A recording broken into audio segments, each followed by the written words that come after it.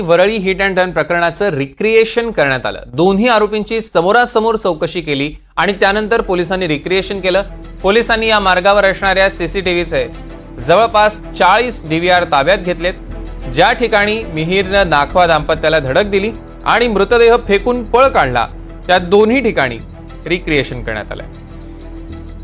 दरम्यान रिक्रिएशनच्या स्थळावरनं आढावा घेतलाय आमचे प्रतिनिधी अक्षय कुडकेलवार यांनी। मुंबईतील वरळी हिट अँड रन प्रकरणाचं मुंबई पोलिसांकडनं रिक्रिएशन करण्यात आलं। मुंबईच्या सीजे हाऊस समोर ही दुर्घटना घडली होती आणि याच ठिकाणी काल मध्यरात्री उशिराच्या सुमारास मुंबई पोलीस पोहोचले। दोन्ही आरोपी मिहिर शाह आणि त्याचा ड्रायव्हर राज ऋषी बिडावत याला घेऊन पोहोचले होते आणि आपण हे जे ठिकाण तुम्हाला दाखवतोय हा या झेब्रा क्रॉसिंग परिसरातच झेब्रा क्रॉसिंग क्रॉस केल्यानंतर भरधाव BMW चालवत मिहिरने नखवा दाम्पत्यांना या ठिकाणी उडवलं होतं, धडक दिली होती आणि त्यामध्ये कावेरी नाखवा यांचा मृत्यू झाला। पोलिसांनी मिहिरला ताब्यात घेतल्यानंतर या ठिकाणी दोन्ही आरोपीला आणलं आणि नेमका घटनाक्रम काय होता याचं रिक्रिएशन 2 ठिकाणी पोलिसांनी केलं। त्यातला एक परिसर म्हणजे हा ज्या ठिकाणी प्रत्यक्ष ही घटना घडली आणि दुसरा परिसर जर आपण बघितला तर ज्या ठिकाणी कावेरी नाखवा यांचा मृतदेह आढळून आला। न्यायालयीन प्रक्रियेमध्ये एक सबळ पुरावा म्हणून हे रिक्रिएशनचं सगळं शूट पोलिसांकडनं दाखवण्यात येणार आहे। यासोबतच दुसरीकडे आपण जर बघितलं तर या परिसरात CCTV मोठ्या प्रमाणात लावण्यात आलेले आहेत। मग हे शासनाचे सर्वेलन्स करणारे मुंबई पोलिसांचे CCTV असतील, यासोबतच काही खाजगी कंपन्यांचे CCTV आहेत। हे सगळे CCTVचे जवळपास 40 DVR मुंबई पोलिसांनी आपल्या ताब्यात घेतले आहेत आणि त्या DVRच्या माध्यमातून त्या व्हिडिओजच्या माध्यमातून मुंबई पोलिसांचा तपास सुरू आहे।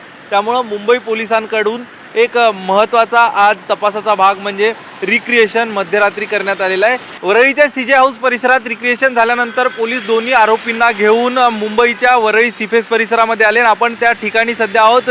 याच ठिकाणावरनं काही अंतरावरती या मिहिर शाह आणि ड्रायव्हर राज ऋषी बिडावत यांनी कावेरी शाह यांचा मृतदेह जो गाडीच्या चाकांमध्ये अडकला होता तो मृतदेह बाहेर काढला। तो मृतदेह तसाच टाकून दोघांनी वांद्र्याच्या दिशेने मुंबईच्या वांद्रे वरळी सिलिंकवरनं पळ काढला।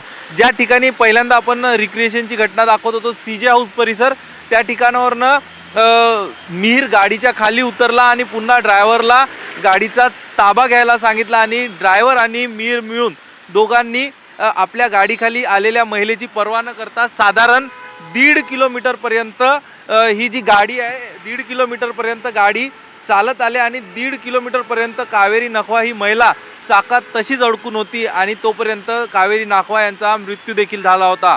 मात्र अशा पद्धतीने भरधाव गाडीने एखाद्याचा बळी घेतल्यानंतर त्यांनी तो मृतदेह काढून बाजूला अक्षरशः फेकून दिला आणि पळ काढला। ही सगळी कबुली या रिक्रिएशन दरम्यान आणि त्या आधी झालेल्या चौकशीत दोघांनी पोलिसांसमोर मान्य केली आहे आणि या घटनेचा पश्चाताप देखील व्यक्त केला आहे।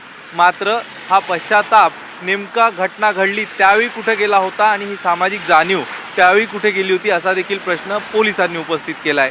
जितेंद्र वाघमारेसह अक्षय कुडकेलवार, NDTV मराठी, मुंबई।